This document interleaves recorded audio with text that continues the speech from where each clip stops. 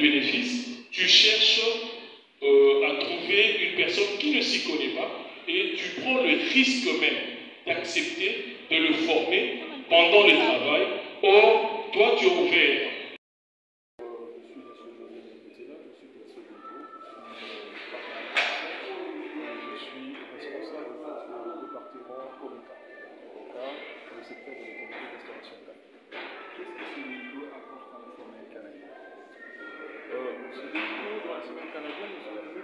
Sur le tourisme et sur le tourisme.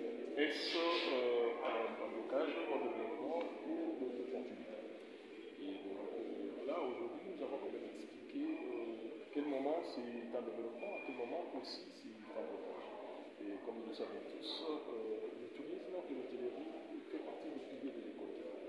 Mais malheureusement, quand est-ce que ça devient un handicap? C'est quand on n'arrive pas à donner la possibilité à ce secteur d'œuvrer ou de s'exprimer. Qu'est-ce qui bloque? Nous le savons tous que nous avons un grand souci avec notre infrastructure parce que l'infrastructure permet évidemment à tout le monde qui veut aller vers les sites touristiques d'y accéder aussi facilement. Sans l'infrastructure, on ne peut pas le faire. Et à part l'infrastructure, nous avons ce problème de sécurité. Donc il y a la sécurité un peu partout, surtout je vais parler par exemple des parcs où on ne sait plus accéder aux parcs actuellement. Contrairement, il y a de cela 30 ans que c'était plus facile. Évidemment, vous avez parlé aussi de l'hôtellerie qui est légèrement négligée aussi par les nouveaux responsables. Et les nouveaux responsables, les établissements qui s'ouvrent, qui ne tiennent pas compte d'une logique et des principes du métier. Donc voilà un peu en gros ce qu'on a eu à exposer, et comme c'est là était notre rapport dans la semaine canadienne, pour faire comprendre qu'il y a un lieu de s'investir dans le secteur parce que c'est un pilier, c'est parmi les piliers de l'économie. Vous avez une question? Merci beaucoup. Et une salle polyvalente. Notre parc est conçu pour offrir une expérience amusante et excitante aux personnes de tous âges, avec une variété de fonctionnalités et d'attractions. Une piscine à vagues, bien tranquille, et un espace de pluie de Sisapouakawa. Vous êtes intéressé de savoir que ces différentes structures est la nation idéale des sorties et des événements de pluie. En effet, un parc aquatique pour les événements, donc pour de nombreux âges, aux zones et entreprises, des avantages et la constitution et la création de liens. Nous offrons une expérience tout compris unique et personnalisée pour vos réunions ou événements.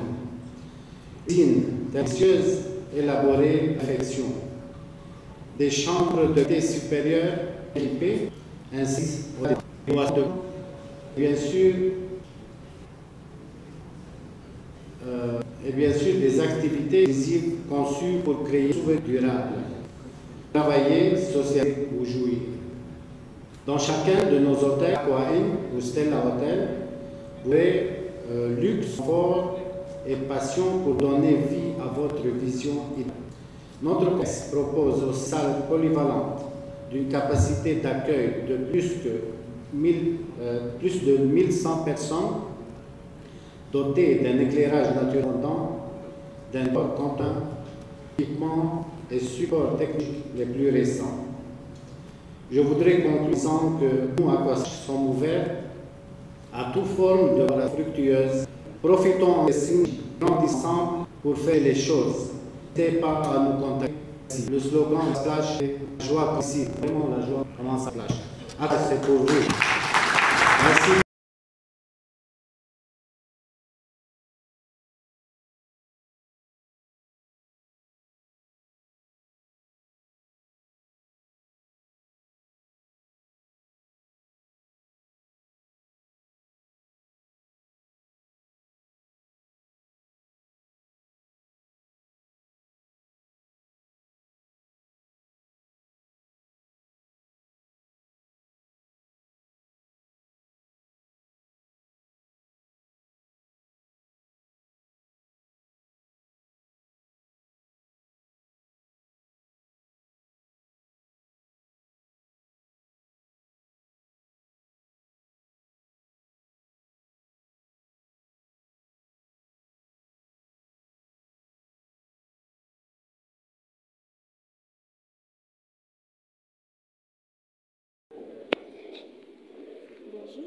Bonjour. Veuillez vous présenter, s'il vous plaît.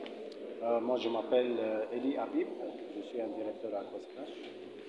Qu'est-ce que Aquasplash apporte à la semaine canadienne? Non, c'est juste par rapport à la tourisme du Congo, à la tourisme interne et avec les diasporas qui sont à l'extérieur du pays. Donc Aquasplash, c'est le premier parc aquatique, le plus grand parc aquatique à Kinshasa et même en Afrique centrale. Donc avec Aquasplash, on essaie de changer un peu l'idée du tourisme et l'idée de l'hospitalité à Kinshasa. C'est pas seulement un parc aquatique, c'est un complexe touristique encore. Donc on a des hôtels, on a une salle polyvalente de capacité 1100 personnes. Et on a encore un parking. Maintenant on a élargi la capacité du parking. On fait des événements de capacité 15 000 personnes. Et on a un hôtel dans le parc encore, de 14 chambres entre standard, connectés et suites. Donc c'est un complexe touristique pour accueillir tous les âges encore, les petits, les grands, même les vieux encore. On n'a aucun problème. Maintenant on a plusieurs programmes à Aquasplash encore en collaboration. On a Aquakelasi qui est en collaboration avec les élèves et les enfants. On a Aquafac qui est en termes de collaboration avec les facultés et les universités. On a Aqua-influenceurs encore, on travaille avec des influenceurs. Et on a Aqua Corporate qui est en collaboration avec les sociétés à Kinshasa. D'accord, un dernier mot pour toutes ces personnes qui vous suivent. Tu dis? Un dernier mot par rapport à votre... Aquasplash se trouve à l'Imité 14e poids lourd, on vous attend. Donc le slogan d'Aquasplash c'est la joie commence ici. Donc, vraiment la joie commence à Aquasplash. Si vous visitez Aquasplash, vous allez passer une journée inoubliable. Merci beaucoup. Je suis venu représenter à une invitation nous lancée par la Chambre de commerce entre la République démocratique du Congo et le Canada. Et donc il était question de voir parler beaucoup plus d'opportunités dans le secteur du tourisme. Quel est l'état des lieux pour l'instant et quelles sont les opportunités dans ce secteur. Nous avons brossé en montrant que Son Excellence, Monsieur le Président de la République, Félix Antoine Tshisekedi Tshilombo, a une grande vision dans le secteur du tourisme parce que le Congo devrait améliorer son image et il a inscrit le tourisme comme un secteur de la diplomatie de l'image positive de la République démocratique du Congo. Et donc, vous voyez, aujourd'hui, nous devons trouver toutes les facilités, les opportunités, de manière que le Congo soit réellement un pays d'accueil. Et le tourisme, vous le savez, a été inscrit comme un secteur porteur de croissance, mais aussi d'opportunités de création d'emplois pour la jeunesse. Et donc, le gouvernement exécute ce plan-là, mais avec deux piliers. Il y a l'investissement public, mais beaucoup plus principalement, nous utilisons le 3P, les partenariats publics-privés comme étant la stratégie d'investissement dans le secteur du tourisme, parce que nous avons encore dans le cadre de mon pays besoin d'aéroports, besoin de chemins de fer, beaucoup de routes de manière à faciliter la mobilité, parce que qui parle de tourisme parle de la mobilité. S'il n'y a pas mobilité, il n'y a pas de déplacement, il n'y a pas de tourisme efficace. Donc voilà pourquoi l'État se met beaucoup de moyens, de manière que tout ce que nous avons comme diversité dans le secteur naturel, la faune et la flore, que ça soit réellement rentable et produise l'argent pour répondre aux besoins d'intérêt général. Jacques Dupin sur la planche, vu qu'il y a l'insécurité. Je suis Madame Carabon Koumora, je suis architecte de formation et je me dis actuellement l'association des femmes architectes. Madame, vous avez pris la parole. Quelle est la synthèse de votre intervention? Oui, je parlais du transport, le problème du transport que nous rencontrons dans notre pays. On a déjà un problème de route qui se pose, un problème de route primaire, secondaire, mais à part cela, on a aussi un problème de société d'aviation.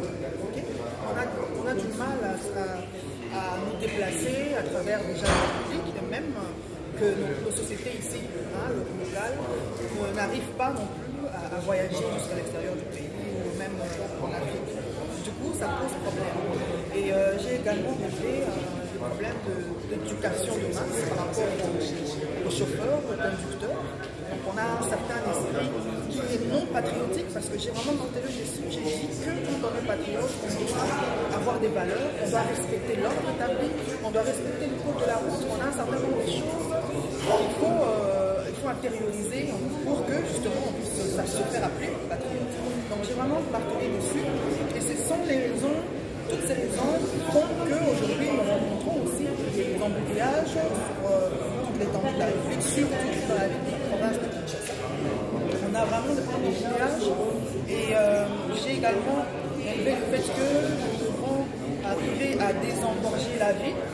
Notre ville, la ville de Kinshasa, elle est vraiment, tout est concentré en fait au centre-ville. Ce qui fait que toutes les personnes qui habitent la périphérie doivent pour venir en fait, au centre-ville, prennent un très long chemin, et ça fait qu'ils rencontrent des embouteillages. Donc il faudrait arriver à ouvrir la ville vers le côté Malou, essayer de voir dans quelle mesure rendre ce côté-là aussi attractif pour que justement nous puissions réguler un peu et un équilibre sur toute la capitale. Voilà en gros ce que j'ai dit. Voilà. Quelqu'un a une question? Merci beaucoup, madame. Merci à vous.